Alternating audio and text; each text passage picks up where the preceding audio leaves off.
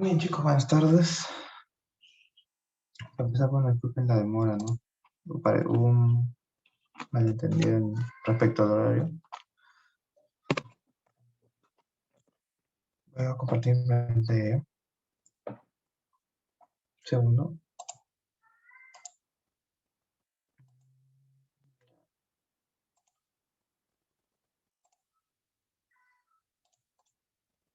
Espero que les haya ido bien su matrícula. Sé que he tenido bastantes problemas, como siempre, pero bueno, ya. ¿Pueden ver en pantalla? Confirman, por favor. Está cargando. Sí, ya se ve. ¿Cómo puedo grabar? Aquí está.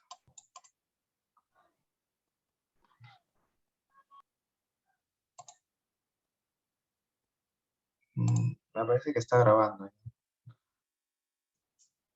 No sé. Sí, David, está grabando. Ok, genial. A ver,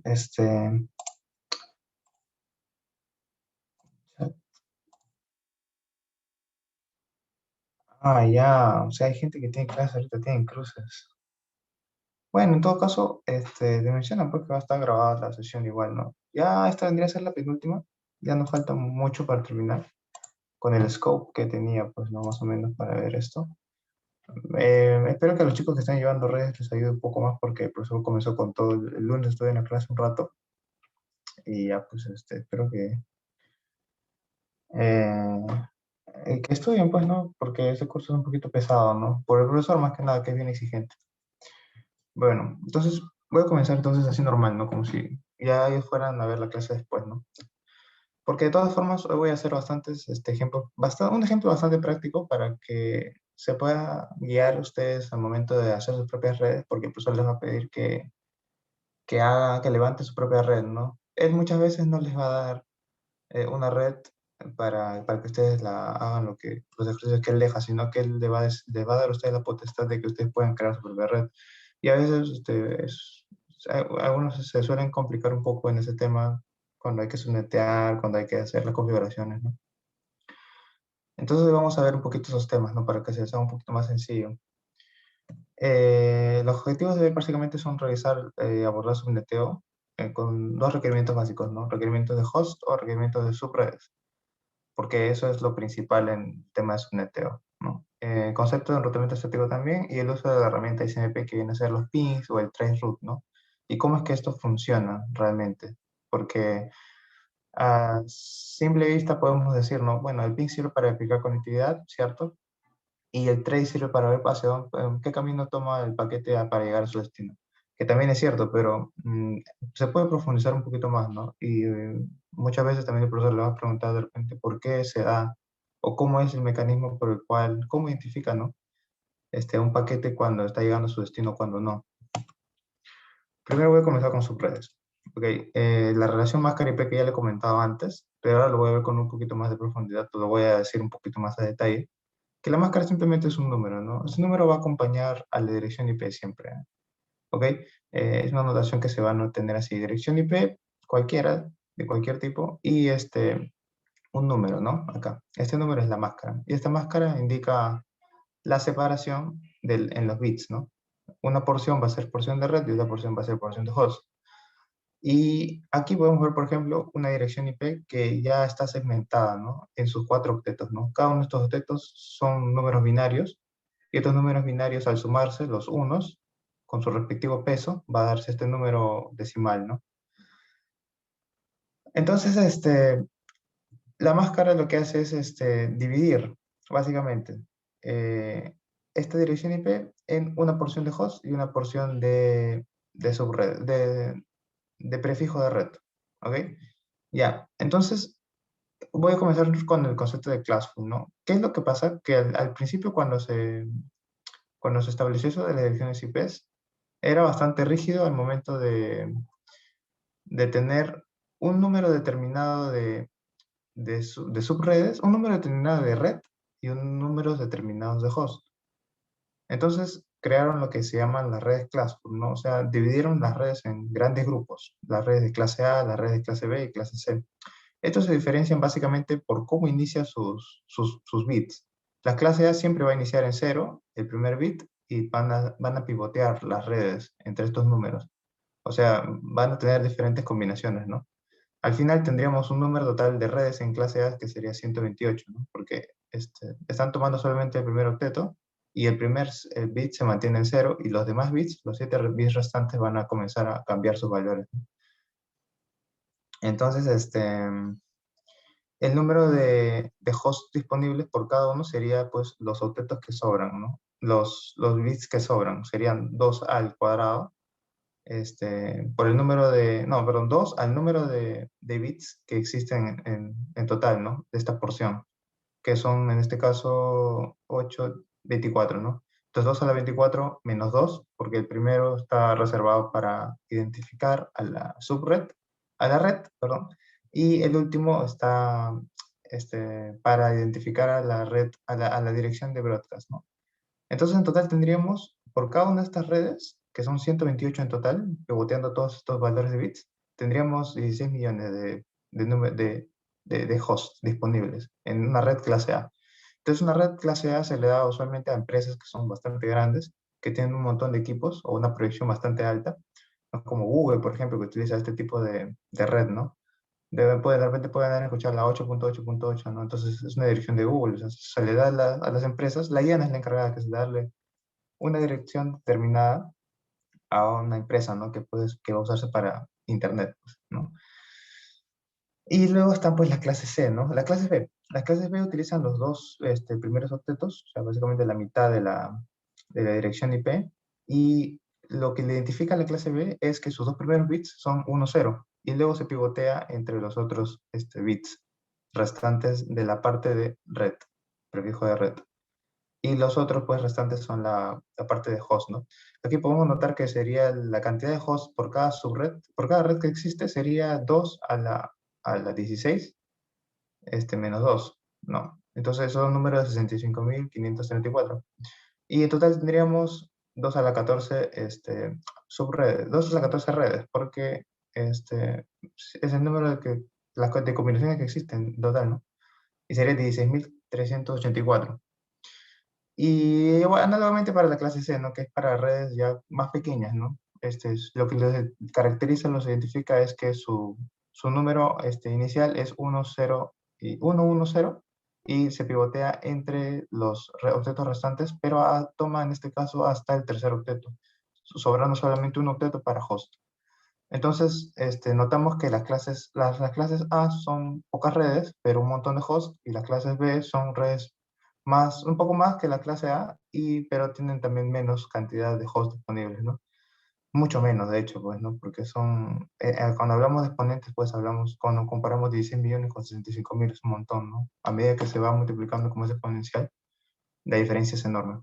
Y al final la clase C, pues son para redes mucho más pequeñas, ¿no? De hecho es 2 a la 8 menos 2, que es 254. O sea, son determinadas solamente para redes que tienen como máximo, que podrían soportar como máximo 254 hosts. Y pues esto es el número básicamente se identifican así, ¿no? Y este es el rango por el cual, el rango del primer octeto, ojo. Pues siempre vas a identificar una clase por dónde es con el primer octeto. Por ejemplo, la combinación disponible de todos estos números es de 0 a 127. Y es fácil identificar que es 127 porque ya cuando tienes práctica te das cuenta, por ejemplo, que en un octeto, y esa es una regla, en un octeto, la suma de todos los bits anteriores al bit que te interesa es igual al valor de este bit o al bit menos 1. Te doy un ejemplo, ¿no? Si yo, por ejemplo, como referencia el segundo valor, el primero tiene un valor máximo de 1. Entonces sería 2 menos 1, 1, ¿ok? Si tomo este bit como referencia, sería, pues, entonces, cuando estos dos valgan 1, ¿cuánto va a valer la suma total entre dos? De estos dos va a ser 2 más 1, es 3. Y este bit tiene un peso de 4. Entonces, si nos damos cuenta, es 4 menos 1 es la suma de todos estos bits, ¿no? Muchos ya se deben haber dado cuenta, de repente lo sabían, o de repente no. Lo que están diciendo usualmente en esto no se dan cuenta, y eso es algo bastante práctico, ¿no? Porque hay veces que te ponen 1, 1, 1, 1, y no sabes qué valor es exactamente no te lo quieres memorizar y no quieres estar sumando, pues recuerda simplemente que este es, por ejemplo, ¿no? Este es 1, 2, 4, 8, 16, ¿no? Entonces la suma de todo esto sería 15, ¿no? Cuando todos estos son unos. Y entonces así se te hace más fácil de repente poder hacer los cálculos, ¿no? Al momento que te toca hacerlo. Luego de dividir los tres grandes grupos, también sobra uno, que es la clase D y la clase E, ¿no? La clase E es experimental, está reservada para otros fines, y la clase D, pues usualmente se utilizan para direcciones multicast, ¿no? Este, y si nos damos cuenta más o menos cómo se reparten todas las direcciones IP en total, sería más o menos así, ¿no? La clase A ocupa la mitad de todas las direcciones IP disponibles de IP versión 4, la clase B un cuarto, la clase C un octavo, y la clase D ya se divide, pues, ¿no? En 16avo. Pero eh, lo curioso es que, por ejemplo, la clase A pesar de tener pocas redes, utiliza la mitad de todas las redes disponibles. Y la clase B, a pesar de que tiene un montón más, o sea, como que se equilibra un poco la balanza, de acuerdo al número de hosts y el número de redes disponibles, ¿no? Y bueno, eso sería todo respecto a redes Cloudflare. Entonces, aquí cuando tú dices, ¿no? O sea, si yo necesito solamente el primer objeto para identificar a una dirección IP que pertenece a una determinada clase, no necesitaría la máscara, pues, ¿no? Porque yo con este número, yo ya puedo identificar cuál es su máscara, ¿no? Puedo identificar a qué clase pertenece, valga la redundancia. Pero lo que sucede es que así se desperdician demasiadas direcciones IP. Porque, ¿qué tal si es el caso de que yo tengo una clase C, ¿no? Que me permite 254 dispositivos? Pero una empresa a veces no requiere tanta cantidad de dispositivos. O tengo una clase B que son 65.500 y es demasiado. O sea, si a mí me asignan una red, ¿no? Con esta de clase B, con esta cantidad de dispositivos y de repente no llego y en la vida voy a llegar, aunque ahora, eso era antes, ¿no? Eso es lo que se pensaba antes también. Ahora van a faltar direcciones IP, pues, porque lo que pasa es que IoT ha volteado todo, pues. Y entonces, al principio como eso se pensaba, ¿no? En la vida que la gente, ¿quién va a necesitar todo esto, no? Pero lo que pasó fue que Internet fue evolucionando tan rápido que se comenzaron a negar las direcciones IP y cuando se dieron cuenta ya era un poquito tarde. Entonces se creó un mecanismo para poder aprovechar mejor las direcciones IP. Querían ser las redes ya classless, ¿no? Que ya no obedecen a la... O sea, no son tan rígidos respecto a dividirlos, ¿no? Clase A, clase B, clase C. Sino que simplemente lo que hacen es comenzar a jugar con este tema de las clases y este tema, perdón, de la porción de host y porción de red para comenzar a dividir una red grande, dividirla en redes pequeñas, ¿no? Y así, por ejemplo, puedes asignar una clase A, una red clase A, y puedes utilizarlo para muchas otras subredes, ¿no? Más pequeñas, que necesiten cierta cantidad de dispositivos. Básicamente es esto, ¿no? Y ahí, ¿cómo se logra esto? Se logra esto teniendo lo mismo. La IP address tiene su network identifier o su prefijo de red y su identificador de host, ¿no? Esto, bueno, pertenece a una misma red, ¿no? Cuando se pivotean el número en los bits en la parte de host. Y lo que vamos a hacer es hacer perder bits de la parte de host para prestarle a la network identifier, pero estos se van a convertir en identificadores de subred. Un ejemplo práctico sería, por ejemplo, acá tenemos, ¿no? Una IP, un IP clase B, porque utiliza dos octetos, desde 0 hasta el 15, ¿no? Nos damos cuenta. Y acá la máscara, pues la máscara es 16, ¿no? Es fácil de ver eso, ¿no? La clase A tiene máscara 8, la clase B 16 y la clase C tiene máscara 24. Entonces, si yo quisiera subnetear esta red en 4 redes más pequeñas, lo que haría sería prestarle 2 bits de la parte de host ID, porque 2 al cuadrado, o sea, al momento de yo prestarle estos bits, se van a convertir en 4 subredes, 4 identificadores de red, ¿no? Y si se dan cuenta, acá están las combinaciones bien claras, ¿no? 0, 0, 0, 1, 1, 0 y 1, 1. Entonces, esto de acá ya está subneteado, básicamente. Estoy prestándole bits de host, o sea, obviamente, al momento de hacer este préstamo de bits, voy a perder una cantidad de host no, regular. Pero eso va a ser de acuerdo a los requerimientos, ¿no? También hay otro tipo de subneteo que se llama el VLCM, que es Variable Length, o sea, un subneteo, pero con una longitud de máscara variable, ¿no? O sea, puede ser 28, 29, 20, 30 y así, ¿no? Va a variar. En este caso, en este tipo de subneteo en específico, todas las subredes que salen de esta red grande tienen la misma máscara. En este caso la máscara 18, porque ya sería hasta acá. Si nosotros contamos, hasta acá tengo 16, 17 y 18. Entonces, así básicamente como el tipo de soneteo más simple que existe, ¿no? Y luego, una vez que ya tenemos esto bien mapeado, ya tenemos bastante claro, ya podemos comenzar a jugar con este tipo de redes, ya. Comenzando ya por el enrutamiento estático, ¿no?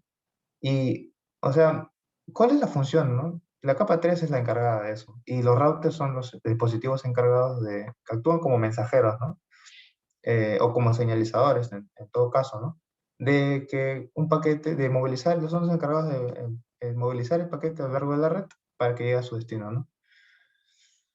Bien, esto lo hacen a través de una tabla, que la tabla se llama routing table o tabla de enrutamiento. Esta tabla es es una base de datos, básicamente, que le va a indicar al router cuando le llega un paquete y este paquete está yendo a una determinada dirección, esta tabla de enrutamiento, este router va a hacer la consulta a su tabla de enrutamiento y se va a dar cuenta por dónde tiene que dropear o por dónde tiene que hacer el output del paquete que ha entrado, ¿no? En una interfaz X. ¿Y cómo lo hace esto? Analizando la cabecera IP. La cabecera IP está dividida en estos campos, ¿no? El campo versión, este campo de versión es el campo de, ya sea IPv4 o IPv6, tiene dos números diferentes, ¿no? Puede ser 4 o puede ser 6. Identify host length, o sea, la longitud de la cabecera total. Acá damos total length, es la longitud total de todo el paquete. Acá el fragment offset, por ejemplo, ¿qué es lo que pasa? Ya les he dicho que, por ejemplo, cuando tienes una cantidad de datos, esta data se va a fragmentar de cierta forma en paquetes para que puedan ser trasladados a través de la red, ¿no? Y cada uno de estos paquetes tienen un identificador, ¿no? El número por el cual están saliendo, número 1, número 2, número 3, número 4. Básicamente es este número, ¿no? Y luego tenemos un campo interesante que es el TTL, del cual voy a hablar un poco más adelante, que se llama Time to Live. El protocol, que es perdón, me han disculpado por eso. Es el encargado de identificar qué tipo de protocolo es el que está cargando esta cabecera, ¿no? Ya que este, esta, esta cabecera IPv4 puede estar encapsulando en sus datos muchos otros protocolos, ¿no? Diferentes.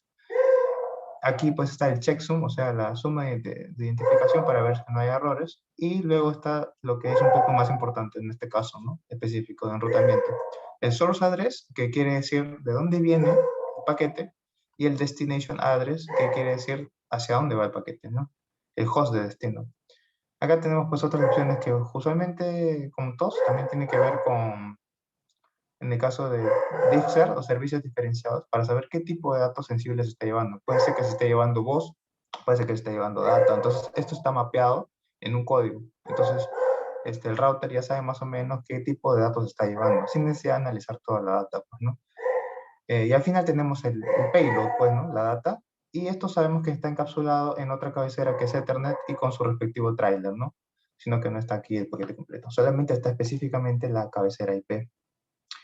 Entonces, el router va a analizar, primero va a analizar el frame, la parte de frame va a analizar la capa 2 y va a decir, no, este paquete es para mí, dándose cuenta de la MAC, ¿no? Si es una MAC, la MAC destino es para ese equipo, entonces lo va a procesar.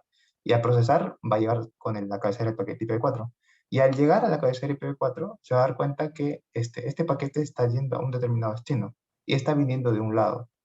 Este destino es el que le importa al router, porque cuando tenga este destino, va a hacer la consulta a la tabla de enrutamiento. A ver, el destino es este, ¿por dónde lo tengo que sacar, no? En este caso, tenemos, pues, ¿no? A ver, router A, router B, router C, router D. Tenemos 4 routers. En la tabla de enrutamiento está específicamente para el router A. Y supongamos que el router C está llevando un paquete hacia el router A, ¿no? Y está yendo, por ejemplo, al router B, ¿no? A la subred que está, o a la red que está, el router B está directamente conectada, ¿no? Esa es su red destino. Desde acá estamos saliendo. Acá hay una PC, ¿no? Y el router C le va a mandar un paquete. Y el router A, pues, lo que va a hacer es, a ver, van a analizar primero el source. El source es esto de acá, va a ser una dirección de host determinada. Y el destination address es en este caso la 10.11.0.0 más cara 16. Y él va a decir, ¿no? A ver, ¿dónde está la 10.11. Acá, está en la primera línea. Entonces, el siguiente salto de esto es, el siguiente salto para llegar a este destino es la 10.1.2. 10.1.1.2. Y esa dirección IP es la que está en esta interfase del router B. Y esta interfase es, en este caso del router A, es la Gigabit Ethernet 1000. Entonces, lo que hace es analizar la parte de destino, hacer la consulta de verdad enrutamiento y dropear el respectivo paquete, obviamente haciendo todos los cambios respectivos, ¿no? De TTL, a ver, de repente va a haber otro header checksum, no sé, o sea, porque va a cambiar de repente algunas otras cosas, ¿no? En el caso del frame, ¿no? Aunque, bueno, va a ser el cambio de MAC y todo eso, ya que funcione capa 2, ¿no? Pero eso ya no viene de caso porque se supone que nosotros ya entendemos cómo funciona. Simplemente hace la consulta, sabe por dónde enviarlo y lo dropea, o sea, lo envía. Eso es su trabajo del router. Es lo único que necesita saber. Y entonces, entonces ya, ¿cómo podemos llenar esta tabla de enrutamiento? Se llena básicamente por dos motivos, ¿no? Uno, lo puedes hacer manualmente. Tú puedes indicarle al router, mira, ¿sabes qué? Cuando te llegue un paquete de esta red o de esta red, ya lo dropeas por este lado. Ya, tu siguiente salto va a ser esta IP y ya, solamente necesito que sepas eso y listo. O si viene un paquete de esta subred, pues que vaya por acá, ¿no? Este va a ser tu destino, ¿no? Puede ser, o sea, se da ambos casos. Puede ser el caso de que hacia dónde estás yendo, o puede darse el caso en que el paquete analice de dónde viene este paquete, ¿no? Entonces, este, usualmente, en principio ahora les voy a enseñar solamente la parte en la que viene a ser hacia dónde vas, ¿no? O sea, viene un paquete, hacia dónde estás yendo. Entonces, eso es lo que te voy a enseñar con el enrutamiento estático. Porque para el otro hay que establecer políticas y ese tipo de cosas, ¿no? Que todavía no vamos a ver, ¿no? A ver, o la otra forma de identificar, o mejor dicho, de llenar esta tabla, ya, esta tabla, es a través de un enrutamiento dinámico. Con un enrutamiento dinámico, que no es manual, sino que lo que se hace es indicarle al router que corra cierto protocolo para que calcule solito su tabla de enrutamiento. Pero esto lo hace con ayuda de otro router siempre, porque un router solito está aislado, cuando sus redes directamente conectadas no va a poder enrutar hacia ningún lado, pues, más que a sus redes directamente conectadas. Pero si yo quisiera descubrir una red remota que se conoce solamente a través de un camino de múltiples routers, lo que van a tener que hacer estos routers es comunicarse entre ellos de alguna forma, ¿no? El router A, pues en este caso lo que puede hacer, ¿no? Es puede comunicarse con el router C para indicarle a él, oye, mira, ¿sabes qué? Yo conozco esta red. Y esta red, en este caso, yo conozco al router B y el router B me ha dicho que conoce cómo llegar, lo tiene directamente conectado a esta subred y ese lo comunica al router C. Entonces el router C ya tiene conocimiento de que a través del router A puede llegar hasta esta red, porque el router A le ha dicho que su vecino conoce cómo llegar. O sea, básicamente así funciona, así coloquialmente hablando, un enrutamiento dinámico. Activas un protocolo, obviamente tiene que ser el mismo protocolo en ambos equipos. Estos equipos van a comenzar a intercambiar paquetes, van a comenzar a intercambiar cierta información y esa información va a servir para construir su tabla de enrutamiento. Y así es como se llena. Por lo pronto, un enrutamiento estático, que es lo que vamos a ver ahorita, no es muy complicado, ¿no? Que indica el router manualmente hacia dónde debería guiar los paquetes que recibe de un determinado puerto. Y la sintaxis es bastante sencilla. En el modo de configuración global, vamos a poner IP root, la dirección de destino a la que nosotros queremos llegar. En este caso, la dirección de destino tiene que ser el prefijo de red, ojo, y la máscara del destino, ¿no? Aunque no necesariamente, bueno, puede ser es que lo que pasa es que al momento de tú ya delimitar una máscara, ya le estás indicando al router cuál va a ser el prefijo de red, ¿no? Eso es un tanto obvio porque con la máscara básicamente es donde te ayuda tú a determinar cuál va a ser la parte de net o la parte de prefijo. Con la máscara tú ya sabes eso, ya pues no necesitas tanto indicarlo, ¿no? Pero se hace, ¿no? Se hace así, dirección destino, máscara. Esta máscara tiene que ser en formato IP también, ¿no? Lo que pasa es que si bien es cierto la máscara es un número, esta máscara al trabajar directamente con la dirección IP, lo que va a hacer es dividirla también, como si fuera una dirección IP pero es un tanto diferente porque esta máscara solamente tiene o bien unos en la parte de, bueno, sí o sí, sí, siempre tiene unos en la parte de prefijo de red y ceros en la parte de host. O sea, eso no cambia. O sea, no es que vayas a encontrar una máscara que tenga 1, 0, 1, 1, 0, 0. No, eso no existe. Lo que pasa es que la máscara está diferenciada ya entre dos tipos diferentes de, de porciones, ¿no? Algo así. Dos partes completamente demarcadas, ¿no? Entonces, lo único que se va a contar es la cantidad de unos que existe en esta máscara, ¿no? ¿Cuántos unos existen? Pues a lo largo de estos 32, ¿no? 32 bits. Existen en este caso 16. Ya, entonces esto va a ser una máscara de 16, y así, ¿no? Así es como se indica acá también. Pero a nosotros decir, ¿no? Trabajar junto con IP, lo que vamos a hacer es dividirlo también en octetos, ¿no? 1, 2, 3, 4, 5, 6, 2, 3, 4, 5, 6, 7, 8. Hasta acá colocamos un punto y todos estos unos conforman el 250, número 255 al momento de sumarlos. Y todos estos otros unos también llegan a sumar 255, ¿no? Entonces, si acá hubiera uno que otro, sería una ya diferente, ya, pues, ¿no? Un número, el número que le corresponda, pues, ¿no? Por ejemplo, acá sería, si acá es uno más, sería 128, pues, ¿no? Y si acá es 128 más 64, 192, ¿no? Entonces, en la máscara 18, por ejemplo, sería 255, 255 en el segundo octeto, o sea, 255 en el primero, 255 en el segundo octeto, y en el tercer octeto, como solamente tiene 2 bits pertenecientes a la parte de red, de prefijo de red, va a ser 128 más 64, que es 192. Y entonces en el tercer octeto va a ser 192, y acá como los bits restantes son 0, va a ser punto 0, ¿no? Así como se va a indicar la máscara, en este formato. Es un poquito incómodo si es que no te lo sabes de memoria, pero existen alternativas, por ejemplo, sí cosas así, ¿no? Pero en otro, por ejemplo, cuando nosotros lo hacemos aquí en, ¿cómo se llama esto? Aquí en GNS3, en la PC1, por ejemplo, cuando nosotros le indicamos, si se dan cuenta, qué IP quiero que tenga, le indicamos con una máscara determinada. Y yo la máscara le he puesto así, con esta notación, /24. Pero también se puede poner la anotación así como le indiqué, ¿no? 255, 255, 255.0, ¿no? Esto sería la máscara 24, porque son 24 bits que están seteados en 1, y los otros 8 bits restantes de los 32 son ceros, ¿no?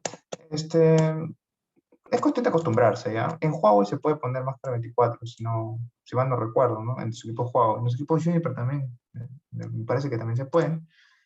Y entonces, es una cuestión de acostumbrarse nomás, ¿no? Pero el concepto es el mismo, ¿no? La única forma, lo único que cambia sería la notación. Luego de esto, lo que colocas es la dirección del siguiente salto, o sea, la dirección IP que está al otro lado de la interfaz.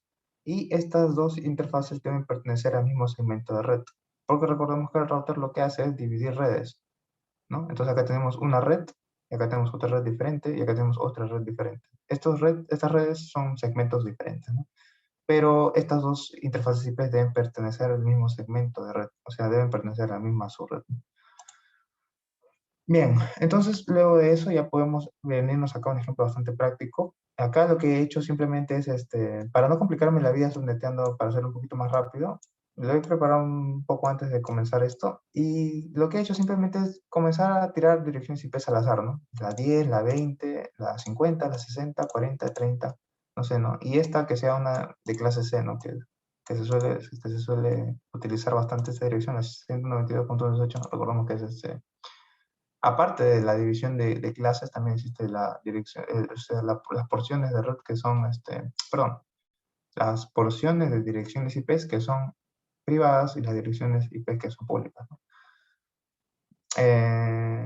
Eso también ayuda, por ejemplo, a aligerar la carga de direcciones IP que se tenía al momento de usarlas para Internet. No, ya no estás soltando direcciones IP a lo loco, sino que ya las has segmentado para aprovecharlas mucho, mucho mejor. Ya, ¿qué es lo que hice? Simplemente fue ponerle a todos una máscara 30. ¿Por qué les puse a todos una máscara 30? Porque en una máscara 30, nosotros, ¿cuál es la cantidad de juegos que necesitamos, no? Simplemente, o la cantidad de juegos disponibles en una máscara 30. Ya lo vimos la semana pasada.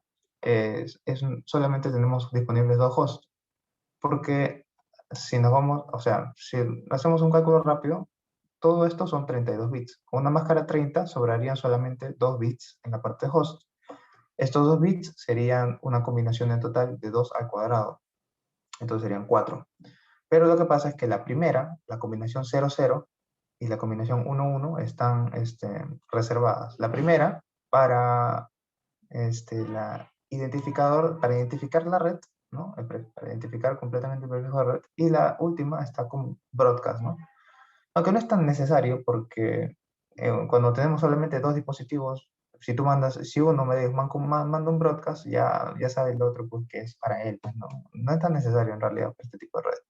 Es por eso que, no que por ejemplo he visto que se utiliza máscara 31 a veces para solamente denotar que solamente existen 2 dispositivos, ¿no? Que no se hace eso de prefijo de red ni dirección broadcast, ¿no?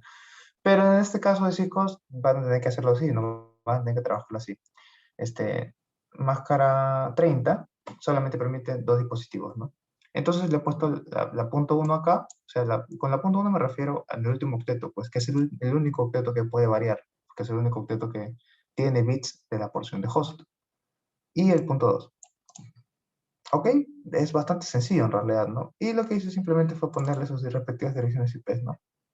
Acá como podemos ver, ya está seteada, ya los he configurado. Setear una dirección IP no es tan complicado. Lo único que hacemos es configurar terminal, entramos a la interfase, lo prendemos con no shutdown y le conectamos, le cambiamos la IP, ¿no? IP address, o sea, tú vas a tener la IP 10.0.0.1 en este caso, ¿no? Que es la interfase 01, ¿no? Y para verificar los cambios que hemos hecho, pues colocamos el comando show IP interface brief y acá nos va a dar la interfase, que es la fase de 00, por ejemplo, no tiene asignada ninguna, está apagada, ok.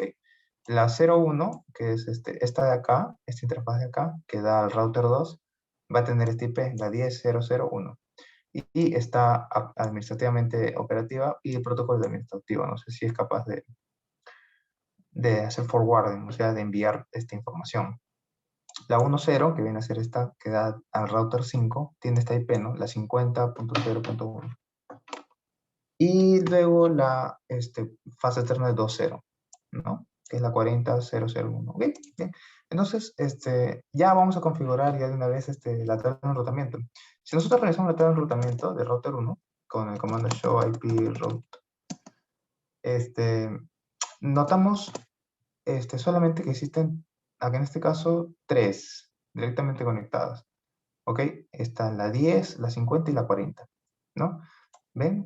O sea, ya está subneteada y esta red está directamente conectada a este router 1 a través de esta fase de túnel. O sea, esto nos da bastante información, ¿no? Nos indica la interfaz a la que está conectada la red determinada y cómo es, ¿no? De qué tipo es. En este caso está directamente conectado, ¿no?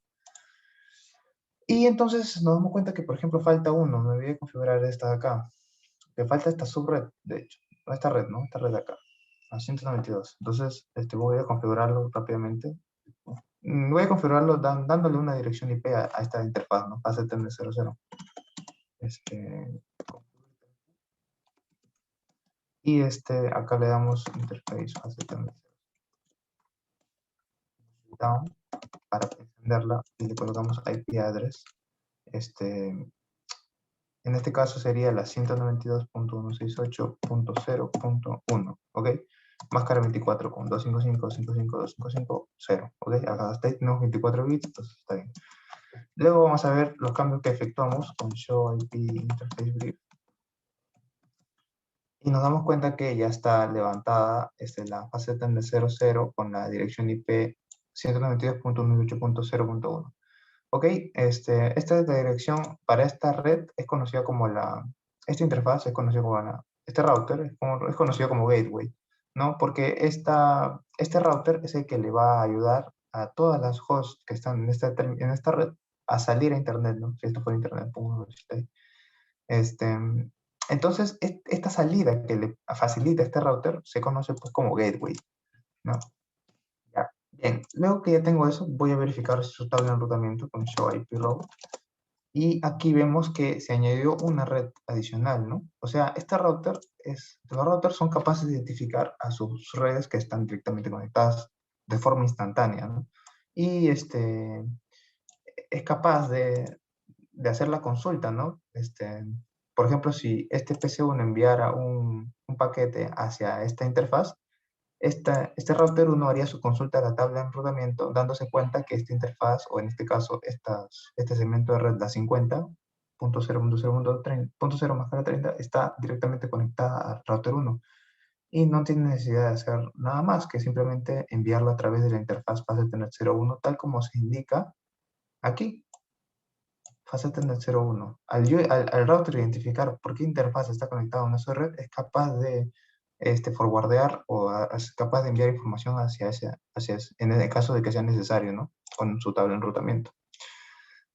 Entonces, lo que vamos a hacer es algo simple, ¿no? Por ejemplo, ¿no? Yo quiero llegar desde aquí hasta acá. Ese es mi destino. Desde PC1 hasta PC2. Y yo quiero que tenga un camino determinado. Por ejemplo, ¿no? Que vaya de router 1 hacia router 2, luego que vaya hacia router 3 y luego que vaya a PC2. O puedo hacer que vaya a R1, que vaya a R5, que vaya a R2 después y luego que vaya a R3. Podríamos hacer primero el caso que sea un poco más directo, ¿no? Más intuitivo, ¿no? Sería R1, R5, R3 y luego R2. ¿Cómo lo hago? Con el comando que les indiqué hace un rato. O sea, simplemente es esto, ¿no? Entramos a modo de configuración global. Configure terminal. Para hacer configuraciones del dispositivo. Y lo que hacemos es acá. IP root. Eso nunca va a cambiar. Eso va a ser, en el caso de estos routers van a ser así siempre. Y lo que hago, pues, después es indicarle cuál es la dirección destino. La dirección destino viene a ser esta red de acá, que es la 192.168.1.0, con una máscara 24 que se indica así, 255.255.255.0. Y luego le indicamos la dirección de siguiente salto. Y la dirección de siguiente salto en este caso es, para ir al router 5, sería la 50.0.0.2, porque esta interfaz termina en punto 2, ¿no? Sería entonces 50.0.0.2 y Enter. ¿Ok? Y no pasa nada, o sea, ahí nomás, eso es todo el comando. Pero ¿cómo podemos verificar si que realmente esto ya está configurado? Ponemos control Z y nos vamos a hacer una consulta en formato show, ¿no? Para que el router nos pueda mostrar la información que queremos. En este caso, la tabla de enrutamiento. Show IP interface. No, show IP route. Y miren, aquí tenemos la nomenclatura, ¿no? Toda la nomenclatura. C directamente conectado, S de estático, R de protocolo RIP, M de mobile, B de BGP, y así, ¿no? Sucesivamente. EIGRP, que es un protocolo propietario de Cisco, o de OSPF, y así. O sea, tiene sus códigos. Y en la tabla de enrutamiento, con estos códigos también se van a llegar, aparte de identificar de qué tipo es, en este caso, por ejemplo, tenemos ya 1, 2, 3, 4 directamente conectadas y una de forma estática, ¿no? Que la dirección de destino es, en este caso, la que le indicamos, que es la 192.168.10/24, o sea, la máscara, vía 50.0.0.2. Y lo que pasa es que el router, como ya sabe que este 50.0.2 se manda a través de esta interfaz, ¿dónde está? Aquí, de la fase 1.0, va a forwardear a través de esta interfaz, ¿no? No hay mucho problema por ese lado. Ahora, hasta por lo pronto ya tenemos seteado esto, ¿no? O configurado esto. Que PC1, al querer enviar información a PC2, va a llegar a su gateway. El gateway va a tomar una decisión en base al destino y va a enviarlo al router 5.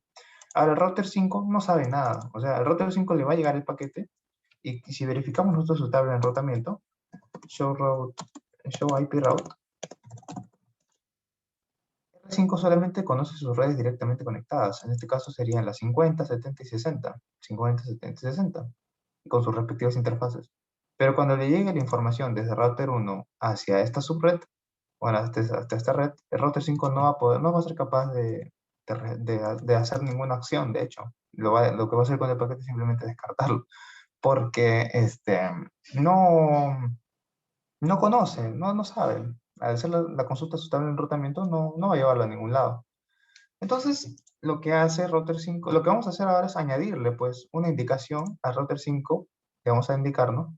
Que si le llega un paquete por una interfaz, que lo mande por cierta interfaz que yo quiera, ¿no? Eso es la movilidad que me da, en este caso, en enrutamiento estático, ¿no? Es algo que depende netamente del administrador. Entonces yo le indico, ¿cómo le indico eso? Entramos a modo configuración global y le decimos IP root. La dirección destino, ¿cuál va a ser? La 192.168.1.0 con máscara 24.55.55.0 y en este caso le vamos a con la dirección de siguiente salto, como dice aquí, con la dirección de siguiente salto le vamos a indicar nosotros hacia dónde va a salir. Y en este caso yo quiero, por ejemplo, que vaya a router 3, ¿no? En este caso le voy a decir que vaya hacia la dirección 60.0.0.2, que le pertenece a esta interfaz, ¿no? Entonces sería así, 60.0.0.2. Y damos enter y ya está. ¿Cómo verificamos que se hizo el cambio respectivo? Con show IP route. Y efectivamente, acá notamos una S de estático y aquí tenemos, pues, ¿no? 192.168.0, que es punto 1.0, que es máscara 24, que es esta red de acá, la red de destino, a través de esta IP. Y esa IP, pues, es esta de acá, ¿no? Y así sucesivamente hasta llegar a router 3. ¿Qué pasa con router 3? Que también va a ser lo mismo, entonces vamos a terminar de configurar. Pero por lo pronto podemos ir probando. Aunque mejor no, pues es que es obvio que no va a llegar, ¿no? Podemos intentar, por ejemplo, hacer un ping, ¿no? Hacia PC2, que tiene esta dirección IP, 192.168.1.2. Y vamos a esperar y aparece un timeout porque no va a llegar a ningún lado. Entonces, bueno, porque falta configurar, pues, ¿no? Y entonces vamos a terminar de configurar eso con configure terminal, y le vamos a dar a 192.168.1.0 acá. Y la, no, no, no, no, no. Aguanta, a ver.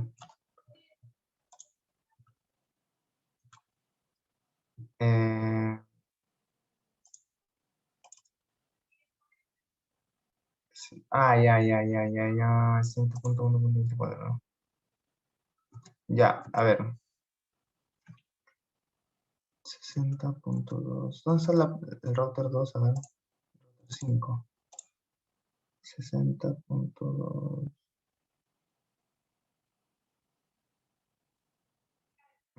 Ya, ¿qué es lo que pasa? Que en router 3, en el caso del router 3, pasa algo curioso, ¿ya? Porque el router 3 en sí no es necesario que... Ajá, claro, lo que pasa es que nosotros estamos configurando el camino de ida.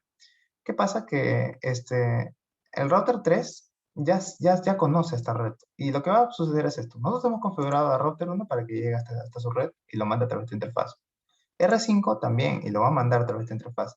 Y cuando llegue la información hacia R3 va a identificar automáticamente que esa ruta de destino, perdón, esa IP de destino le pertenece a esta red que pertenece a esta interfaz, ¿no?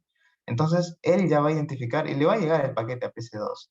Pero ¿por qué nosotros no recibimos respuesta del ping, ¿no? En este caso, a la PC1, ¿no? Nosotros ya mandamos. Y o sea, nosotros al configurar, ya llegó el paquete a su destino.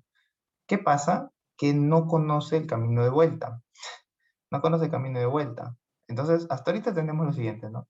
Que PC1 va a mandar R1, R1 R5 y R5 R3 y R3 ya lo llegó a mandar a PC2, porque en R3 no es necesario configurar esta dirección de destino, porque ya la tiene directamente conectada.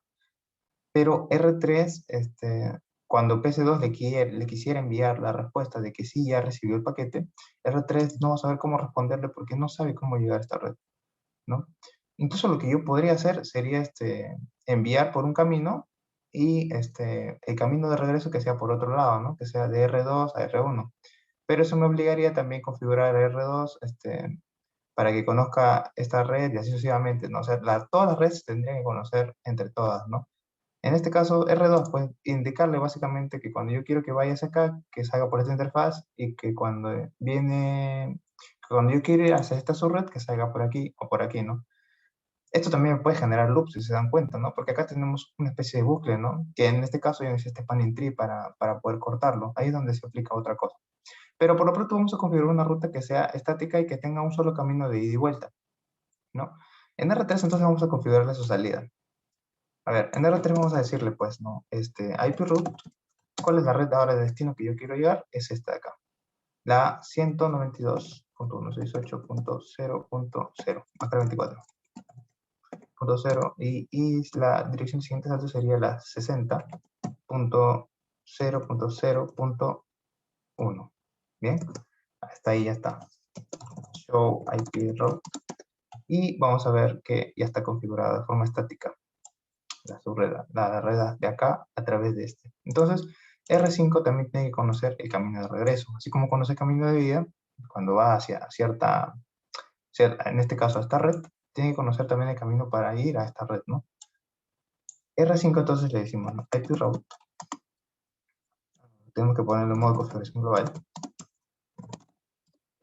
Sería ¿hacia dónde? La 192.168.0.0 acá 24. Y la dirección siguiente salto sería la 50.0.0.1. ¿Ok? Y aquí, por ejemplo, no, tengo que salir al modo exec privilegiado. Le vamos a dar show IP. Muchos de los comandos de Cisco son con IP. Ya te acostumbras ya. Y cuando quieres hacer una consulta de un determinado protocolo, tienes que poner la IP siempre, porque hace referencia a que es un protocolo de la capa IP. No, perdón, a un protocolo de la pila de protocolos TCP/IP, por eso es que se coloca así, supongo. Acá notamos ya que tenemos dos entradas, ¿no? En la tabla de enrutamiento estáticas, que cuando quiere ir a la red 192.168.0, o sea que viene a ser esta de acá, la de PC1, lo va a mandar hacia esta de acá. Y cuando quiere ir a 192.168.1.0, que es esta de acá, lo va a mandar a través de la 60, ¿no? Que es esta de acá. Entonces, vamos a verificar si ya es posible conectarme, ¿no? Vamos a hacer un ping de nuevo. Vamos a ver, en teoría, ya deberíamos poder conectarnos. Y como vemos, ya podemos, el ping, que es un comando de diagnóstico que se utiliza para ver si existe conectividad efectivamente.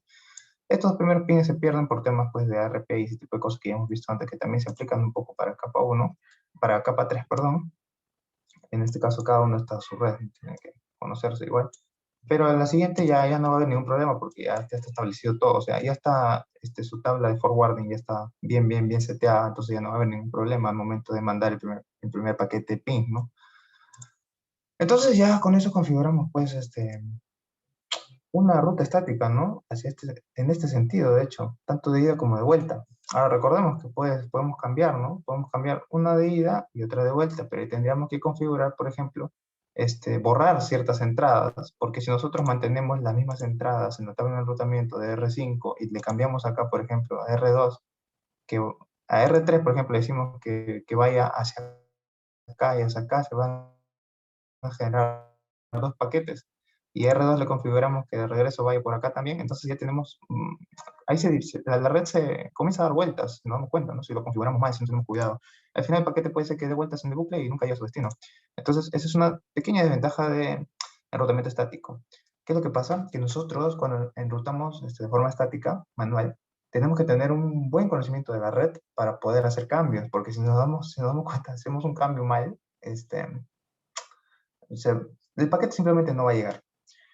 Pero si hay un paquete que está dando vueltas, muchas veces este paquete va a generar cierto ancho de banda, ¿no? O sea, nos preguntamos, ¿no? Este paquete no va a alentar la red, ¿no? Si va a estar consumiendo ancho de banda cada rato. Y puede que hay múltiples paquetes, imagínense, ¿no? Por ejemplo, un enrutamiento estático mal seteado y PC2 quiera compartirle un video de 1 giga, ¿no? A PC1 y esté dando vueltas ese video por toda la red, entonces, eso va a generar molestias, ¿no? Va a generar bastante congestión, latencia, ese tipo de cosas. Se da la pérdida de paquetes y todo eso, ¿no? Entonces, inventando un mecanismo. El mecanismo se llama TTL. Que lo expliqué acá, lo voy a explicar acá. TTL, que está incluido en la cabecera IP, es un campo específico. Este TTL significa Time to Live, que es un mecanismo para evitar loops en la red, en IPv, en la capa 3.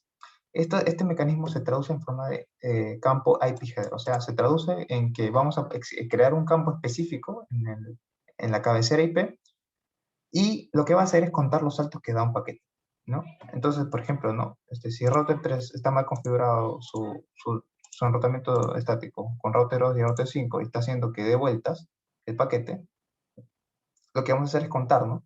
Salió de PC2, y luego de PC3, de R3 se fue a R2, acá va un salto, y de R2 se fue a R5, va dos saltos, de R5 a R3 va 3, de R3 a R2 y así. Se va a ir contando los saltos, pero no lo van a contar de la forma convencional que nosotros decimos, no, 1, 2, 3, no, sino que ellos van a comenzar con un número máximo ya determinado, que en este caso es 255, y le van a ir descontando 1, 1 por cada salto que vaya dando. Entonces, de PC2 va a salir con el número 255 seteado, y R3 va a tener el número 255, y para dar el siguiente salto va a restarle un número al campo TTL, y ahí es por lo que diga que el checksum, por ejemplo, cambia, ¿no? Porque al ser un número diferente, el checksum también tiene que cambiar. Entonces, si acá llega con un número 255, para llegar a R2 ya llega con un número 254. Y R2 le quita un número. Y acá llega con 253. 252, 251, 250, y sucesivamente. O sea, el paquete se va a estar dando vueltas por lo menos 200 veces, ¿no? O sea, eh, pero si se dan cuenta, es un mecanismo un tanto efectivo a comparación de spanning tree, ¿no? ¿Qué es lo que pasa? Que en las redes de transporte se tiene que aprovechar muchísimo el ancho de banda que se tiene.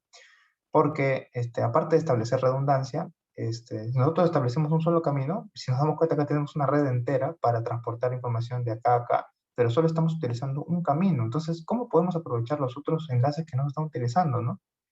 Entonces, eso se requiere, por eso es que no, por eso es que se aplica de esa manera, el time to live, ¿no? Por eso es que se ha pensado de esa forma para poder eliminar loops, ¿no? Y bueno, entonces, eso es básicamente cómo funciona, un poquito la cuestión del TTL. Y ahora vamos a hablar un poquito de lo que viene a ser ICMP. Pues ICMP es, acá, como lo voy a indicar, es una herramienta de diagnóstico. Se utiliza para fines prácticos, ¿no? Y principalmente es útil por dos motivos. Ya, verificación de conectividad de un host de destino. O sea, esto de acá verifica si es que PC1 y PC2 son capaces de comunicarse entre ellos, ¿no? A través de ping, ¿no? El comando ping. Y la verificación de la ruta tomada por un flujo de paquetes en la red. Que como ya les dije, pues es la forma más fácil de indicar cuáles son cuál es el funcionamiento, perdón, cuál es el fin de ICMP. Pero cómo funciona en realidad, ¿no? Y lo interesante es, más que el ping, que se podría traducir un poquito a cómo funciona TCP, no es, por si acaso, ICMP no es un protocolo de capa 4, ¿ah? Es un poco protocolo de capa 3, ¿ya? No vayan a pensar que es un poco protocolo de capa 4, porque si bien es cierto, controla, es un poquito de control de... No es que no es un control de sesión exactamente, sino más bien es un control de conectividad, ¿no? Es netamente lo que tiene que ver con capa 3. Entonces, este ICMP va a ir adentro de la cabecera IP con este formato, ¿no? Va a tener bueno, este es por ejemplo, un frame completo, ¿no? Ese es un frame completo que está dividido en Ethernet header. Este Ethernet, recordamos que es el Ethernet junto con el FSC. Es un cabecera y trailer, ¿no? Está encapsulado completamente el frame.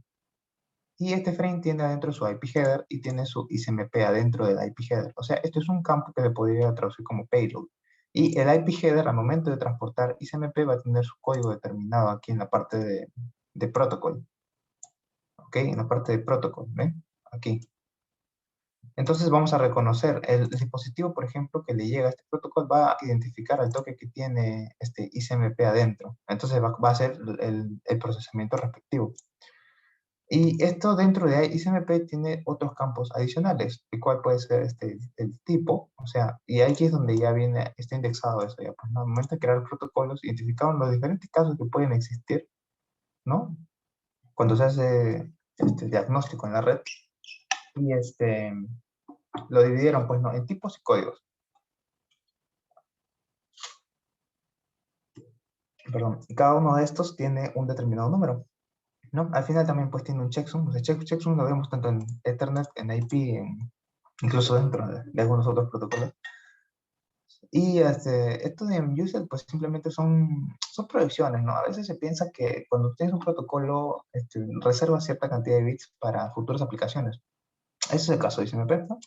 Y básicamente lo que nos van a ayudar a identificar qué es lo que sucede en la red son estos type y código, ¿no? Eso se da y se completa, el router encargado de enviar el paquete es el que llena estos campos. ¿Y cómo podemos ver eso en la red? Lo podemos ver a través de Wireshark. A ver, nosotros ya hemos comenzado, por ejemplo, acá. Error de Star Capture.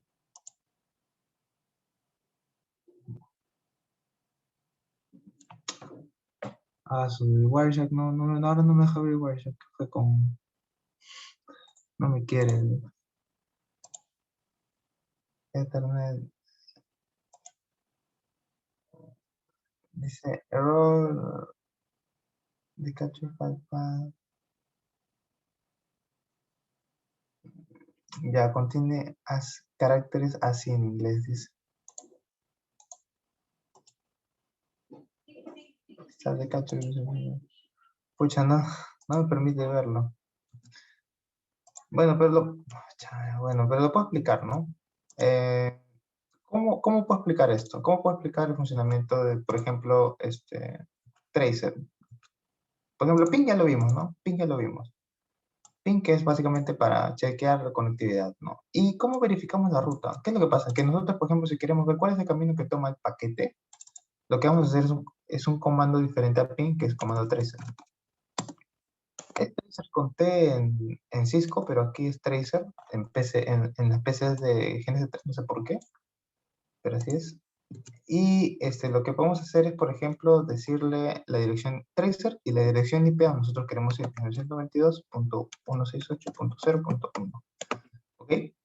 No, punto 2. No, punto 1, punto 2. Esta es la dirección de la PC2. O sea, yo quiero decir, con este comando yo le digo, PC1, muéstrame por dónde van los paquetes que van a esta dirección IP.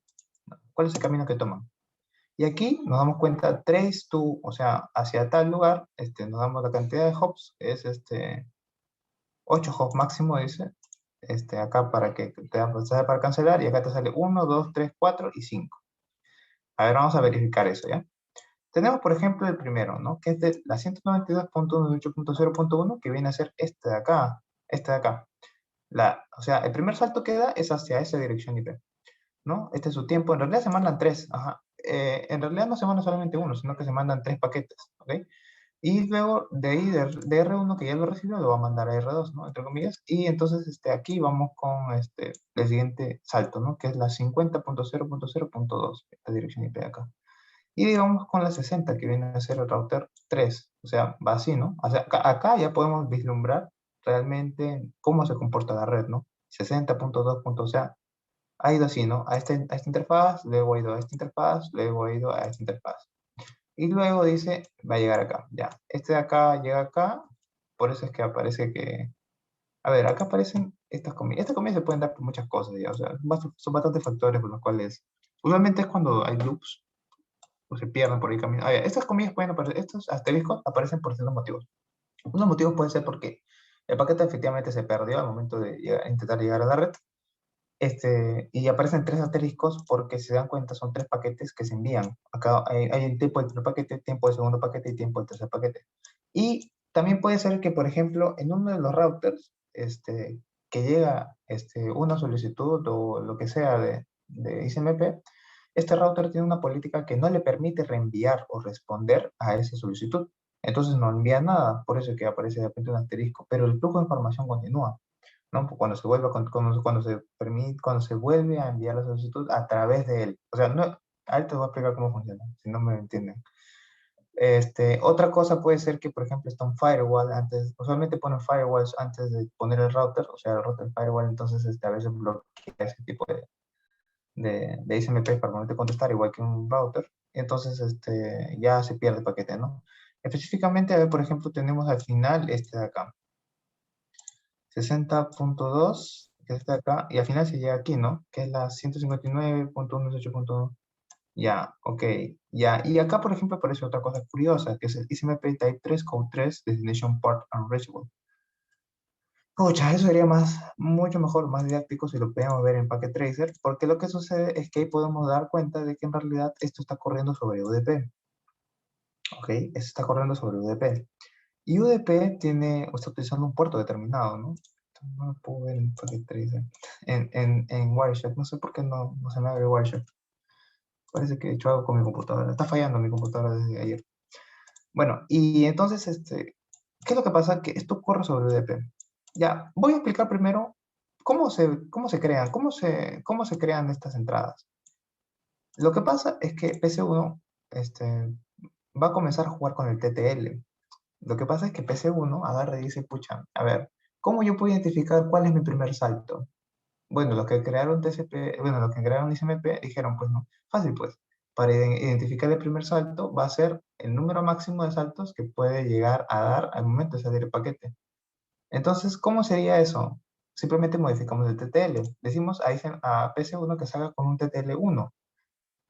Perdón, que salga con un, claro, que salga con un TTL1. Cuando sale con un TTL1, llega a R1. Y en R1 llega con un TTL1. Aquí, en la parte de enrutamiento, llega con TTL igual a 1. Y entonces, ¿qué es lo que pasa? Que R1, al momento, esta dirección es la misma, por si acaso, con la misma dirección. R1, al momento de querer reenviar la información, va a tener que restar el TTL1, ¿cierto? Como ya hemos estado diciendo, ¿no? Para evitar loops.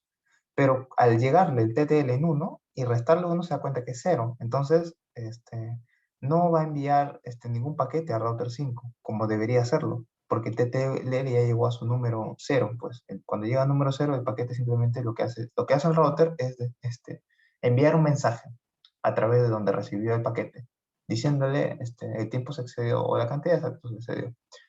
Y es time exit en realidad el mensaje que se le da. Entonces, por ejemplo, si PC1 para identificar su primer salto manda un paquete con el TTL igual a 1, R1 lo recibe, le resta 1, se da cuenta que es 0 y le devuelve el time exit a PC1. Y PC1, sabiendo que ese tipo de protocolo ICMP que se está corriendo, entonces ya sabe que ese time exit le corresponde a esta determinada IP. Entonces ahí es donde va a identificar, ¿no? Ah, ya, entonces este es mi primer salto, ¿no? Porque ya me mandó el time exit, ¿no? Y acá está el tiempo en el cual hubo el time exit, es por eso que aparecen también, estos tiempos se facilitan. Luego, lo que va a hacer es, como ya identificó el primer salto, ahora va a identificar el segundo salto. ¿Y cómo hace? Mandándole un TTL igual a 2. Le manda un TTL igual a 2 y R1 lo recibe. R1 le resta un TTL, un valor de 1, y ya tendría un TTL igual a 1, entonces le va a mandar a R2. Y R2, al recibir el TTL igual a 1, va a decir, no, tengo que reenviarlo, es hacia esta dirección, no, ya lo voy a reenviar a R3. Pero mi TTL es 1, entonces yo le resto 1 y se queda con 0. Entonces ya le mando un mensaje a R1 diciéndole time exit. Y le llega a R1 el mensaje y el mensaje le llega a R1 y se lo reenvía a PC1, ¿no? Y así es como PC1 se entera de que R5 es su segundo salto, específicamente hacia esa dirección IP, ¿no? Con el time exit, con ese aviso, ¿no? Y lo completa. Y luego lo completa así con R3, ¿no? Con R3 lo completa acá, y acá sí específicamente no sé por qué, me aparece unas, fácil que me equivoco en algo. Y acá luego luego 5, si se dan cuenta, ya, ¿qué es lo que pasa? ¿Por qué me aparece ICMP type? ¿Por qué me aparece este asterisco? ¿Y por qué me aparece ICMP type 3 code substantial por un? ¿Qué es lo que pasa? Que cuando ya llegaron TTL1, TTL2, TTL3 y finalmente un TTL4, TTL5 por acá, TTL4 tendría que ser, porque este es a menos que esta interfaz sea la que, bueno, este PC2 cuando recibe ya la información, se da cuenta que este es el destino, ¿no? Entonces, al él darse cuenta que es el destino, él sí procesa toda la información completa, porque estos solamente se han encargado de enrutar hasta el momento. Él sí procesa toda la información completa de ICMP. Y entonces, lo que pasa es que como este ICMP está corriendo a través de UDP, este UDP utiliza un determinado puerto lógico, bueno. Y este puerto, pues, no es para una sesión, pues, porque lo que sucede es que no se estableció ninguna sesión entre PC1 y PC2. Y al no reconocer este puerto por sesión, le mandó un mensaje diciéndole port unreachable. O sea, el puerto de UDP que está utilizando no lo reconozco. Entonces, y encima, combinado esto con que si es un ICMP, entonces el PC1 ya es capaz de identificar que PC2 es su último destino. Es por eso que al final aparece esto, ¿no? Si es que alguna vez le preguntan, ¿no? Porque usualmente cuando ponen tracer en las clases, cuando el profesor ya te da una red determinada, no le prestan mucha atención a estos detalles, ¿no? Porque aparece esto, nada por el estilo. Pero básicamente funciona así, ¿no? Bien, entonces, ya una vez seteado esto, lo que vamos a hacer ahora es bueno, eso sería todo por hoy, ¿ya? En realidad, pues ya lo que sí les pediría es que se guíen lo que yo he hecho hasta ahorita, cuando ya suban a clase, y que acá ustedes activen una captura. Y en esa captura vayan viendo el comportamiento de los paquetes cuando tú mandas un tracer para que veas cómo va variando el TTL y cómo va cambiando el UDP en los campos. Y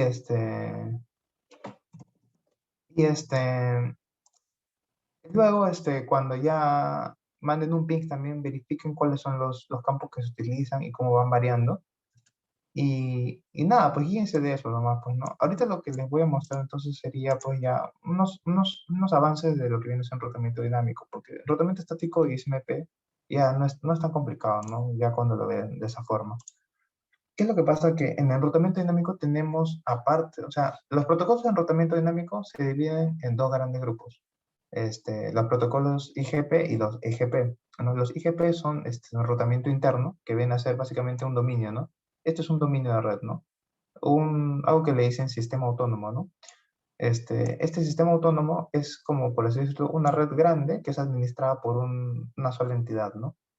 Por decir, ¿no? Algo claro, ¿no? Por ejemplo, ¿no? Y, por ejemplo, Entel tiene su propia red, entonces Entel vendría a ser como otro sistema autónomo.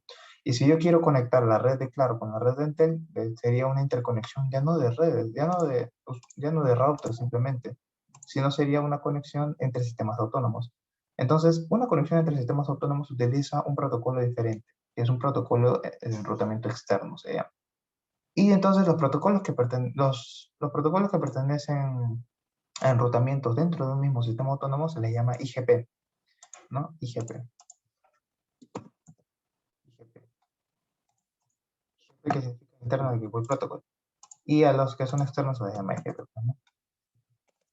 Ya, aparte de estos dos grandes grupos, que son IGP y BGP, bueno, en IGP básicamente el protocolo que está es uno solo, ¿ya? Que es BGP. Eso significa Border Gateway Protocol. Y dentro de IGP ya se dividen los protocolos que son un poquito más conocidos, ¿no? Por ejemplo, RID, como SPF, o ACS, ¿no? Esos tres, básicamente. Ya. ¿Y qué es lo que pasa? Que dentro de RIP incluso existe otra división, que es la división de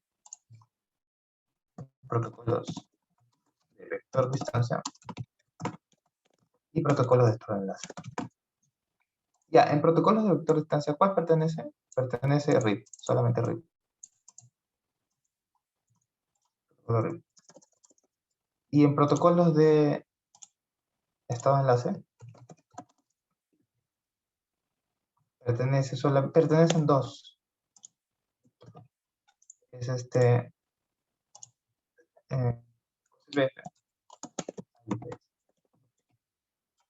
que viene a ser Open Shortcut Path First and Open Shortcut Path First and Intermediate System, ¿no? OSPF es exclusivo de IP y ISIS puede cargar otros protocolos, no necesariamente IP. RIP también es exclusivo de IP y BGP, pues que es ya, es un protocolo de enrutamiento interno que utiliza otras métricas diferentes, no es una métrica ni parecida, ni siquiera, bueno, sí parecida un poco a los de IGP, pero utiliza otro tipo se llama vectores en realidad, no, son, sí, pues vectores también, pues, pero no vector distancia, me está complicando, sino más bien un vector de parámetros, es un tanto más de parámetros, ¿no? Es un tanto diferente. Ya, entonces, así como se dividen los protocolos de enrutamiento. RIP es bastante sencillo, es un protocolo que es útil para redes pequeñas y es bastante fácil de configurar y no necesitan saber tanta la teoría de RIP porque lo que pasa es que RIP es un protocolo que ya no se utiliza porque no es muy escalable, porque la cantidad, este protocolo, para poder construir su tabla de enrutamiento, como ya les indiqué cómo funcionan los protocolos de enrutamiento dinámico, ¿no? Este protocolo lo que hace es que cada uno de estos routers establece una adyacencia con los routers que están directamente conectados a ellos y comienza a enviarles su tabla de enrutamiento, ¿no? Cosa que, por ejemplo, ¿no? Si R1 tiene una tabla de enrutamiento o sea, conoce estas redes directamente conectadas, este R1 le dice a R2 que conoce todas estas redes, ¿no? Y R2 ya sabe que R1, como ya les estaba explicando, ¿no? Conoce todas estas redes, entonces R2 ya sabe que para llegar a esta red tiene que pasar por R1. Entonces, le comunica a su vecino, ¿no? Mira, ¿sabes qué? R1 me ha dicho que está directamente conectado a esta subred, entonces si tú quieres llegar a esta subred tienes que pasar por acá, ¿no? Pero utilizan una métrica que se llama una métrica de saltos, ¿no? Lo que pasa es que R1, por ejemplo, sabe que tiene estas redes directamente conectadas, le manda a R2 su tabla de enrutamiento y le dice, R2 ya sabe que para llegar, por ejemplo, a esta red tiene que pasar por R1, entonces sería un salto, ¿no? Da un salto a R1 y luego de R1 pasa acá, entonces ya tiene un salto más, dos saltos, ¿ok? Un salto y dos saltos, ¿no? Y acá también, ¿no? Un salto, dos saltos, así sucesivamente. Y R2 al comunicarle a R3 que para llegar a esta red, por ejemplo, a través de R1, R3 ya sabe que tiene que pasar también por R2, porque R2 es que le mandó la información. Entonces R3 ya tendría 1, 2 y 3 saltos. Entonces así se van conociendo cada uno de estos. Y lo que van tomando en cuenta para tomar una decisión de enrutamiento va a ser la cantidad de saltos que tienen que tomar para llegar a cierto destino, ¿no? ¿Y cómo se configura eso? Pues, en realidad es bastante sencillo, pues, ¿no? Lo único que tenemos que hacer, como ya les indiqué, o sea, el funcionamiento es así. Router 1 comparte con su vecino su tabla de enrutamiento de sus redes directamente conectadas. Entonces, lo único que yo tengo que hacer es configurar, ¿no? En la configuración global ponemos router RIP. La configuración es como pegarle un tonto, porque lo que hagamos es router RIP y le damos ya. Ahora, ¿qué es lo que pasa? Que en RIP existen, básicamente, había una versión de red Classful y existe RIP normal y también existe RIP versión 2. Que RIP versión 2 es para enrutamiento classless, ¿no? Y RIP versión 1 es una para enrutamiento classful, ¿no? RIP es un protocolo antiguo. Y RIP versión 2 es un protocolo ya un poco más moderno, en el sentido de que es capaz de identificar redes subneteadas, ¿no? Este, y como lo que pasa es que esta es una red subneteada, porque si identificamos este 10.000 es una red de clase A, ¿no? Si nosotros lo colocamos con un RIP normal, no va a haber enrutamiento, porque no es capaz de transmitir las máscaras, ¿no? Lo único que cambia entre RIP versión 1 y RIP versión 2 es que al momento de compartir su tabla de enrutamiento con R2, este R2 ya conoce cuáles son las máscaras, ¿no? Entonces conoce cuál es el subneteo determinado que tiene. Entonces le vamos a indicar acá dentro de la configuración de RIP, por eso vemos acá router R1 configuración de router, o sea, la configuración del protocolo que va a utilizar este router, y le damos versión 2. Y con versión 2, pues, ¿qué le indicamos? Que RIP va a tener que usar la versión 2. Y ya, pues, ¿no? Luego le decimos, pues, ¿no? De R1 a router 1 le indicamos cuáles son las redes que queremos que los otros routers conozcan. En este caso, yo quiero que conozcan todas estas subredes, ¿no? Por ejemplo, la 10.0.0. Ah, no. ¿Y cómo le indicamos así, no? ¿Cómo le indicamos eso a router 1? Le indicamos con el comando network. Colocamos network y las redes que están directamente conectadas a R1. O sea, 10.0.0.0. ¿Ok? Network. ¿Cuál es la otra red? La 50. Y la otra es la 40, ¿no?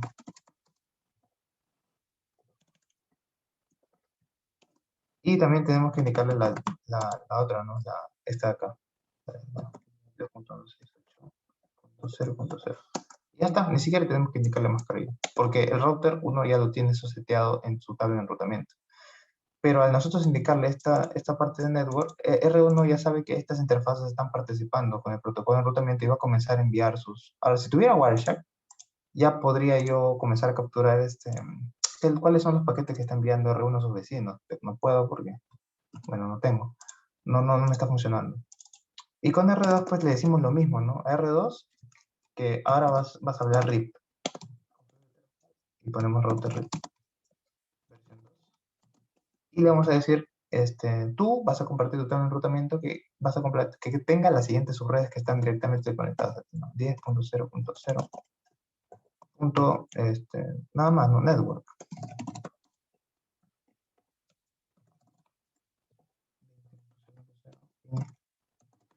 70. Y así sucesivamente, ¿no? Acá con R4 también podemos hacerlo. RIP, versión 2, Network,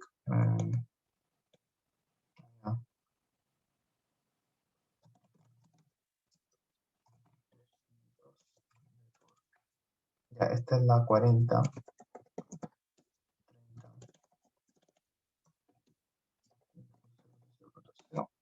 Y ya, pues lo que pasa es que R4 solamente conoce estas dos redes. Son las únicas redes que van a participar, ¿no? En el enrutamiento. R5 también le podemos indicar lo mismo. A ver, R5 que conozca...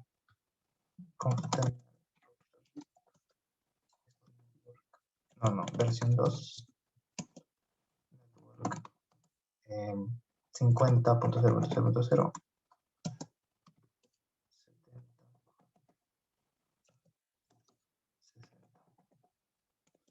Ya, y entonces el final, el último ya sería router 3, ¿no? Router 3, router 2, 20,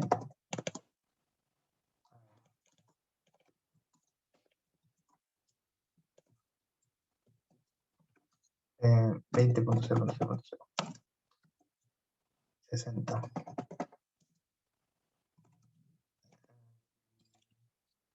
30, y el último que es esta.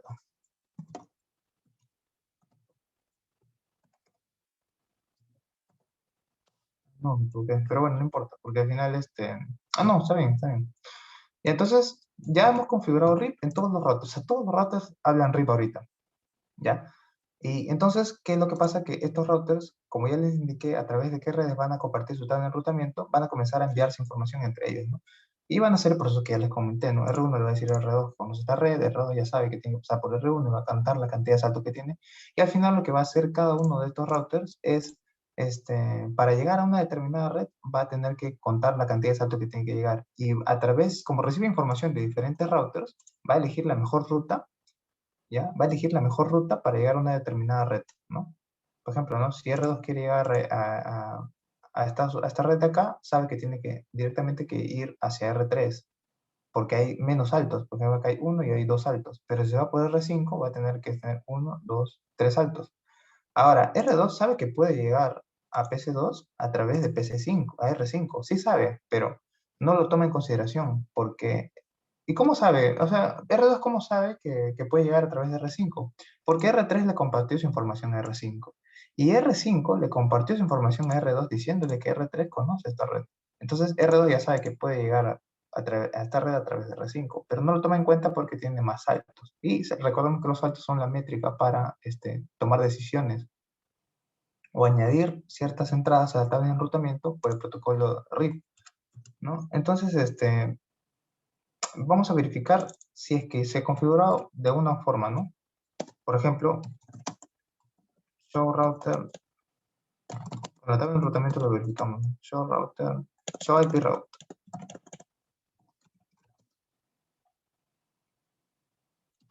Y si nos damos cuenta, ya que aparecen muchas más redes de las que teníamos en un inicio, ¿no? Si verificamos R1, por ejemplo,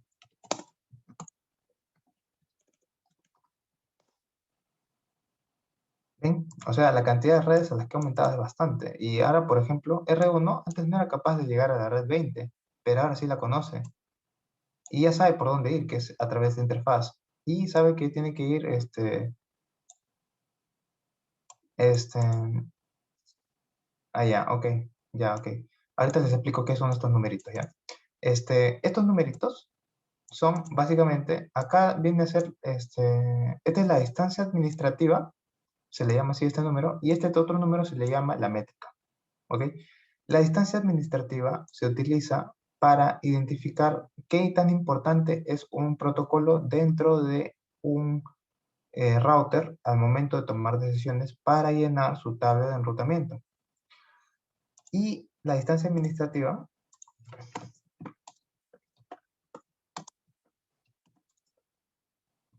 es un número que se le asigna a cada protocolo dentro de un router y cada uno de estos tiene una determinada importancia, ¿no? Por ejemplo, la red directamente conectada tiene una distancia administrativa de 5. Eso quiere decir, perdón, de 0.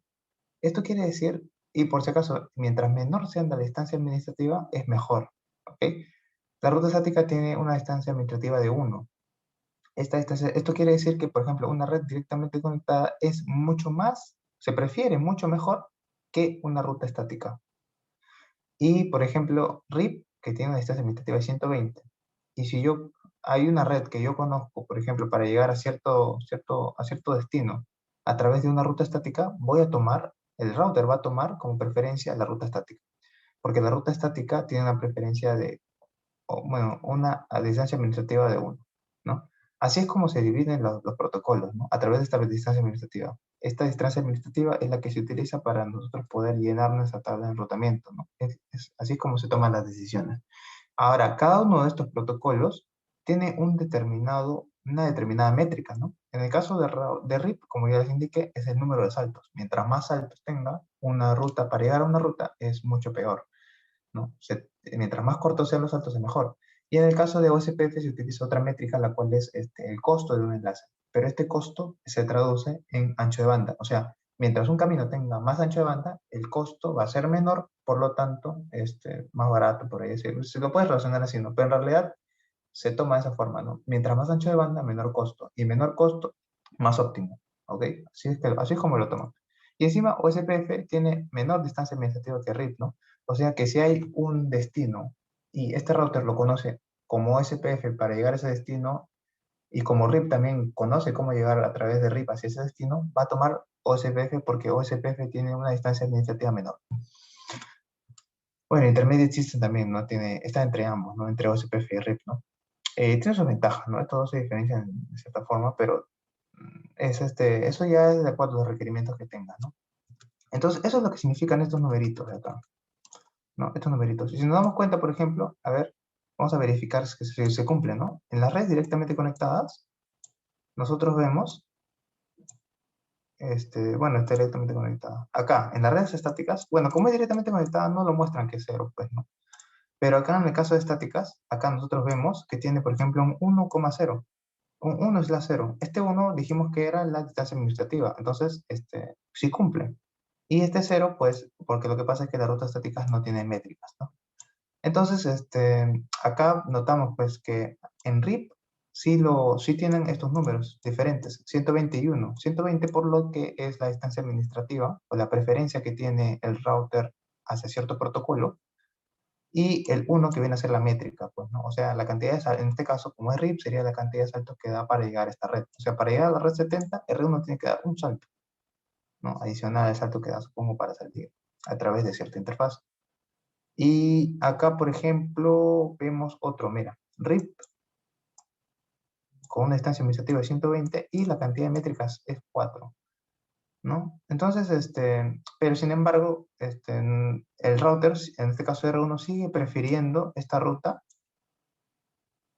estática porque tiene una distancia administrativa más baja, a pesar de que ya lo conoce por RIP, porque lo debe conocer, pero lo ha seleccionado la mejor ruta para su tabla de enrutamiento, este, para colocarlo en su tabla de enrutamiento, ¿no? Es que en la tabla de enrutamiento solo se colocan las mejores rutas que existen, ¿no? Pueden tomar diferentes protocolos, no hay problema. Y cada uno de esos protocolos tiene su determinada base de datos. Pero en la tabla de enrutamiento solo llegan las mejores rutas, que es para la toma de decisiones. Entonces, acá ya nosotros podemos, ya con eso se conocerían todas las subredes que existen en esta red, ¿no? Toditas, toditas. No va a haber ninguna opción, ¿no? Si de PC1, por ejemplo, yo quisiera mandar un ping a la red 20, a pesar de que ya no lo he configurado como enrutamiento estático, sí va a llegar, por ejemplo, 20.0. De que llegue a la 1 primero. ¿Ven? Nos damos cuenta que sí existe respuesta de esa interfaz hacia este PC1. A pesar de que yo no configuro ninguna ruta estática que me diga, ¿no? Si mi destino es esta red, que vaya por aquí, ¿no? Yo no le dije eso. Pero ya lo conoce por RIP. Y si, por ejemplo, que es el otro elemento, que es este de acá, esta interfaz, sí llega. Y si nos damos cuenta, a ver, si yo quiero decir, ¿cuál es el camino que toma? Trace es 20.0.0.2. ¿Ok? De acá, ¿ven? Va primero a su gateway, que es esta de acá, luego va a la 10.2.2, de acá, 10.10.10.0.0.2, y luego el último es su destino, ¿no? La 20.0.0.2. Que ya les expliqué cómo se da esto de trace, ¿no? Entonces, así como funciona, pues, ¿no? Y RIP No, es muy complicado y no necesitan saber tanto tampoco. O sea, ya pueden jugar al menos con el enrutamiento estático, ya pueden jugar, con el enrutamiento dinámico ya pueden jugar cuando levantes sus propias redes, ¿no? La cuestión ya va a ser cuando tengas otro protocolo que su funcionamiento es completamente diferente y tiene unos parámetros completamente diferentes también. ¿Y qué es lo que pasa? Que se prefiere acá SPF es el preferido por muchos, porque lo que pasa es que RIT tiene una gran desventaja, la cual es que solamente permite 16 saltos como máximo, ¿no? Después de esos 16 saltos ya no jala el protocolo ya. O sea, te permite, como por decirlo, 16 rondas como máximo en línea recta encima, ni siquiera así configurados de una forma que tú quieras, ¿no? Estrella, malla, no sé, ¿no? Porque si pasas el número de 16 ya no funciona el protocolo. Luego sigue pues estado de enlace, que en estado de enlace ya es mucho más versátil, ¿no? Tiene una estructura diferente, ¿no? Y también es mucho más versátil porque se proyecta para una expansión de la red, ¿no? Y eso sería todo, ¿no? Por el día de hoy, pues, ¿no? Tengo preparado todavía incluso esto de acá, solo tiene 9 preguntas, que es de lo que vimos la vez pasada. No sé si lo quisieran tomar, ¿no? Depende de ustedes. Acá no son muchos todavía, pero no les va a tomar ni 15 minutos, la verdad, resolverlo. No está tan complicado. No sé qué opinan, pues. ¿Quieren darlo o quieren darlo la siguiente semana? No, no sé.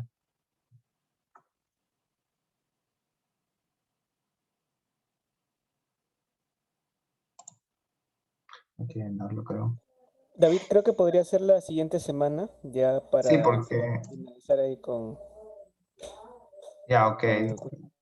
Ya está bien, ya no hay problema, pues ya. Entonces ya, la próxima semana lo que voy a hacer es, de frente voy a someter con SPF, ya, una aplicación bastante práctica, aplicaciones prácticas de SPF, más práctico que se pueda, porque la teoría al final ustedes lo van a revisar y el profesor también lo va a hacer que lo revisen, pero la vaina es que tengan las configuraciones a la mano también y todo un ejemplo práctico, ¿no? Vamos a chapar la misma red, ¿no? O quizás una red un poco más grande, más compleja, y voy a explicar así velozmente todo lo que necesitas saber de OCPF, ¿no? Y después de OCPF al toque vamos a ver algo de servicios, algo básico, DHCP y NAT, ¿no? Vamos a ver si nos alcanza el tiempo. Y voy a solucionar ese problema que tengo con Wireshark para que puedan ver, porque si no, no se puede ver cómo se comporta la red realmente. Esa es la idea, ¿no? Eso sería todo, pues, ¿no?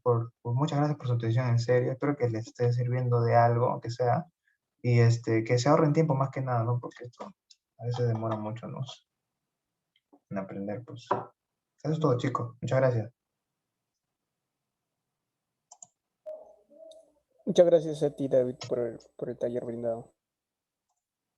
Bueno, entonces, chicos, nos vemos la siguiente semana. Si necesitan un cambio de horario, el sábado estoy disponible usualmente todo el día, pero si necesitan un cambio de horario, me avisan, ¿no? Vemos, pues, cómo hacemos con Julio. De repente